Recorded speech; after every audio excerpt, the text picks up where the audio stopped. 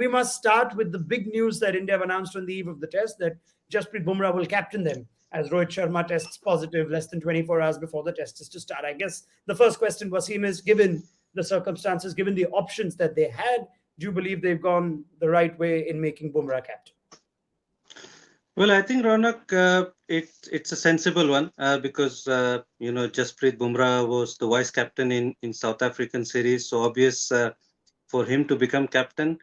But again, knowing the importance of the test match, knowing the importance, with series on the line, I would have been tempted to look at Cheteshwar Pujara, just because Jasprit Bumrah hasn't captained at all, ever.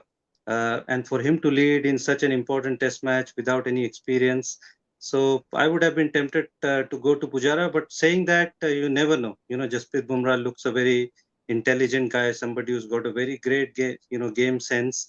So he might surprise us like Hardik Pandya did in the IPL. So fingers crossed. Who becomes captain in a one-off test is even a big deal. Is it such a big deal, Ashley? And would you would you have gone your strike bowler's way, Bumrah as captain? Does it sit well with you? Well, I think that's the really interesting point, is giving the captaincy to probably your most potent weapon, your strike bowler. And we've seen in the past that this can cause some issues and some confusion just for the bowler themselves, the captain themselves, when they bowl themselves, how much they bowl themselves. And that's why perhaps we don't see fast bowlers captaining Test match international teams that much, actually, particularly in recent history. But clearly, the way they've used him as a vice captain over this last period, they rate his leadership skills. They're trying to groom him into that position of responsibility. So look, I think he'll do fine. It's a huge match, but he's got some very good guys around him, so I'm sure he'll absolutely cope. Pujara is an interesting one. I never heard that from anyone else, Wasim, but the fact that he himself has lost his place in the test team, and we're not sure if he's a starter at Edgbaston. Now we'd assume he would be, but would that have in any way, made that call for him that Pujara is not sure to be in your 11, so you can't really make him captain for a one-off test? I think so. I think that probably played a part because he was dropped from the team, and then now he's been picked. So again, giving a captainship for somebody like Pujara just for a one-off test is going to be a questionable thing. Like I said again last time in South Africa when Ajinkya Rahane was playing, Ronak, I did say that having KL lead that test match, it would have been wise to go to Ajinkya Rahane because he's somebody who won you a test series in Australia. Even in here, I feel Pujara I've seen him lead in few first class games, and I think he's decent enough leader, and he's got an experience to lead the team. So that is the only point. I mean, just because when Pujara is playing, I feel he's somebody who's played 90 or test matches, would have made sense to go with him. Would you have at all been tempted with the idea of Kohli as captain, or would you have even wanted to have a conversation with him? I think it would have been easier option had Virat Kohli. I think the first option you would have gone is to Virat Kohli because he was the captain when India played the series last season. So you would ask him, but knowing that he's not going to take it, then you would probably go to some other option. But yeah, you would definitely ask Virat, is he willing to do it for one test matches? But I doubt that he had taken that job again. So I doubt Virat would have taken just for one test match. Ashley, anything on that? Kohli is captain? Well, look, I think if you're going to do it, you would do it certainly behind closed doors and put out some very small feelers at first. Virat would have to absolutely want to volunteer and want to do the job. It's not something you'd want to push on him, having lost the captaincy so recently. I think it's an opportunity to see a young guy in charge, and who knows, India may fall upon a really impressive young leader here. Most of the team picks itself, Wasim. The question would be whether India play the extra spinner in R. Ashwin as against Shardul Thakur, who was favoured by Virat Kohli in the 4 tests last year. Whether that is going to be the likely combination, and would you have Pujara in as the opener, or would you have Mayank Agarwal, and how does that affect the rest of your batting? I think looking at the forecast, even though I put a tweet out, saying 3 fast bowlers and 2 spinners, but looking at the forecast ahead, it does say that it's going to rain for a couple of days, and with rain around, you are tempted to probably think about playing fourth seamer. And in that case, I think Shardul Thakur, they'll be thinking towards that because he had a decent series last time around as well. And he chipped in with, really important knock. If you want to play one spinner, I would be tempted to go with Ashwin rather than Jadeja. You need to go towards your specialist spinner. So I feel the fourth seamer should be Shardul and Ravi Ashwin as your spinner. And I think Pujara opening the batting makes more sense to me. So you can squeeze in Hanuma Vihari, who's all the time in his first class team has batted at number 3. So he gets his spot. And then you can play Shreyas Iyer as well, who's had a wonderful start to his test career as well. All right, so you're endorsing Pujara at the top, Vihari at 3, Shreyas in the middle, and you're saying one spinner, but Ashwin over Jadeja, right, Wasim? Yeah, it does look a long tail, but I think you need to strengthen and go with five bowlers, in my opinion.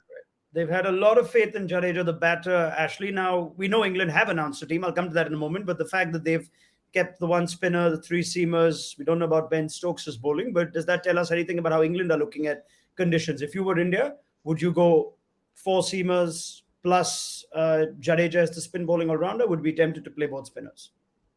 Yeah, I think Wasim's covered the batting area very comprehensively, but the bowling, yeah, I would agree. I think I would go 4 seamers and a spinner. In September last year, Test match called off at Old Trafford, bare wicket, definitely 2 spinners in that case, I'm sure, for India. And now we move into conditions at Edgbaston where the pitch is very, very good. They've got one of the best groundsmen in the country, and I think one of the best groundsmen in the world in Gary Barwell. Pitches have been good there all year. But if anything, you'd expect England to leave a little bit of grass on. Not a huge amount, because I think the pitch will be good. But I think it would carry risk playing 2 spinners. And I also think, having had limited run-in and preparation, you're putting a lot of stress on those 3 seamers if conditions do favour seam, having not got many overs under their belts. England's team was announced. They've got into this habit of announcing an 11 on the eve of a test match. So from the last test against New Zealand, it's a return for James Anderson. And Sam Billings was a late call up to the squad after Ben Foakes tested positive for COVID earlier this week. Now, Ashley, I guess the chat around England was, does Jamie Overton give them something different? Would it be a toss-up between Broad and Anderson, or would you play both? What do you make of England's team? Well, no huge surprises. Jimmy Anderson comes back into that team, bowls well at Edgbaston. It can go around a bit, can swing. So they've gone back to their senior pairing of Broad and Anderson, which I say is not a huge surprise. I'm glad Potts keeps hold of his place. Impressive against New Zealand.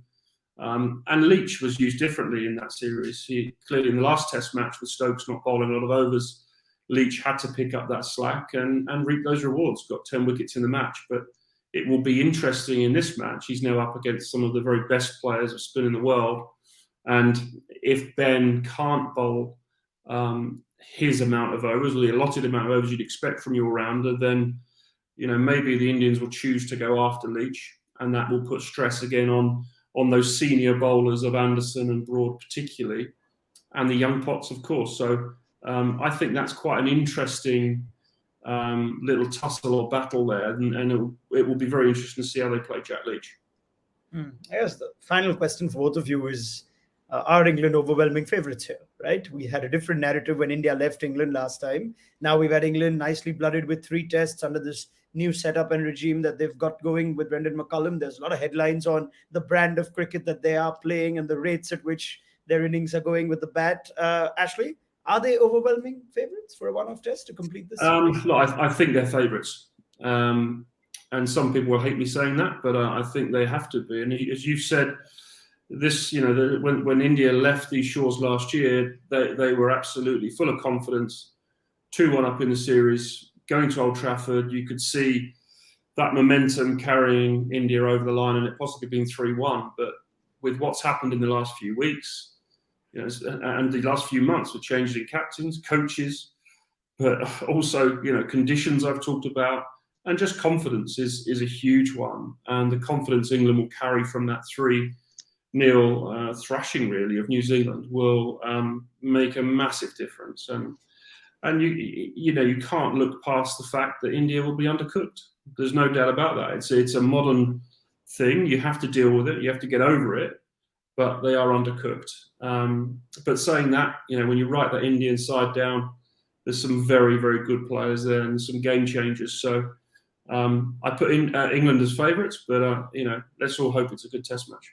Yeah, I think as well. I think England will be favourites going in because just the way they played their cricket against New Zealand.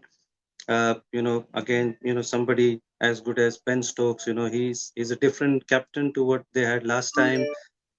Johnny Bairstow, the kind of form that he was in last time and the form that he's in now. India, on the other hand, new captain without KL Rahul, without Rohit Sharma. I think England definitely favourites there.